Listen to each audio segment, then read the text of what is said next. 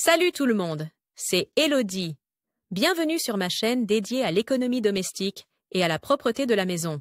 On passe tout de suite au sujet. C'est ce que tu peux faire pour lutter contre la mauvaise qualité de l'air intérieur. Temps de lecture 5 protocole. L'été est en effet pour beaucoup la plus belle saison, surtout lorsque les journées sont longues et chaudes. Mais dans mon petit appartement en ville, un soleil radieux est malheureusement synonyme d'air étouffant, ce qui est particulièrement difficile à supporter dans ma chambre à coucher. Parfois, même après avoir aéré, il y a encore du renfermé. Il s'avère que laisser les fenêtres ouvertes n'est pas la meilleure méthode pour garder une chambre fraîche. Voici donc les meilleurs conseils pour un bon climat intérieur en été. Pour réduire l'air étouffant dans ta chambre, il est important de laver régulièrement les textiles comme les draps et les vêtements. Un adoucissant avec des senteurs fraîches, comme Comfort Intense Fraîche Explosion, permet d'éloigner le renfermé de la penderie. Aérer correctement.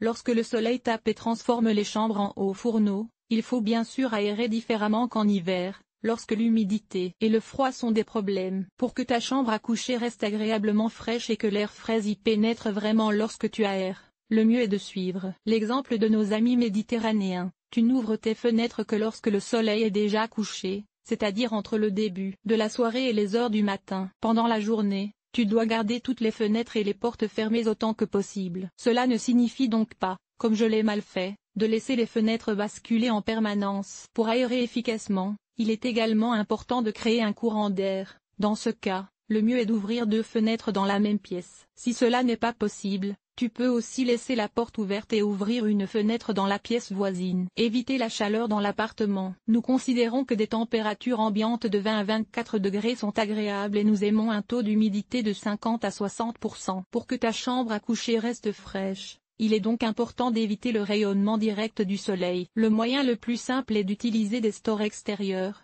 mais d'autres méthodes sont également efficaces. Par exemple, accrocher du tissu blanc à l'extérieur de tes fenêtres ou le coincer entre la fenêtre et le cadre. Placer un parasol devant ta fenêtre. Sur le balcon, suspendre une serviette mouillée devant ta fenêtre, mais seulement si une plus grande humidité de l'air est souhaitée. En outre, même si la fenêtre est fermée, tu dois veiller à maintenir l'air en mouvement. Pendant la journée, l'idéal est donc d'allumer un ventilateur ou, si tu en as un, la climatisation. Avec un taux d'humidité élevé, la chaleur est particulièrement difficile à supporter. Si c'est le cas dans ta chambre, il peut être intéressant d'acheter un déshumidificateur. Enlever le renfermé.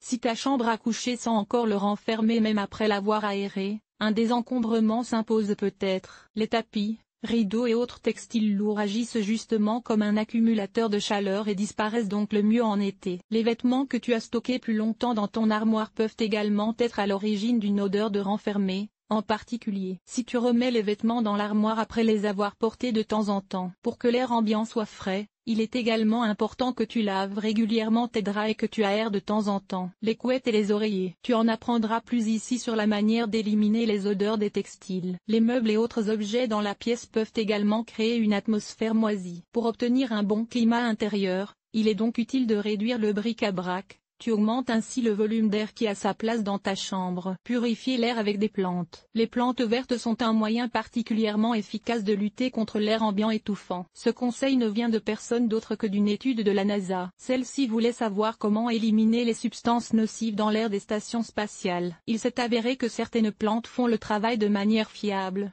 non seulement en transformant le CO2 en oxygène, mais aussi en filtrant l'air. Les pièces qui sont rarement aérées en profitent particulièrement. Les plantes purificatrices d'air sont par exemple, Ficus benjamina palmier cantia. Pour obtenir un effet sensible, il te faut environ 2 plantes dans une pièce de 18 mètres carrés. Cet article a-t-il été utile? À quoi ressemble ton ménage? Lire la suite. Enlever les taches de café sur les murs. Une infestation de poux de tête? Voici comment débarrasser ta maison des poux. Ranger les produits d'entretien et les aides ménagères avec méthode mythe des vêtements. Que faire? Aspirateur sans fil, oui ou non? L'entretien de la guitare en toute simplicité. Les meilleures idées pour organiser tes placards de cuisine. Nettoyage extérieur. Nettoyer la salle de bain. Laver le sol et les surfaces famille. Organiser le ménage. Entretien des vêtements. Nettoyer la cuisine. Agir de manière durable. Linge,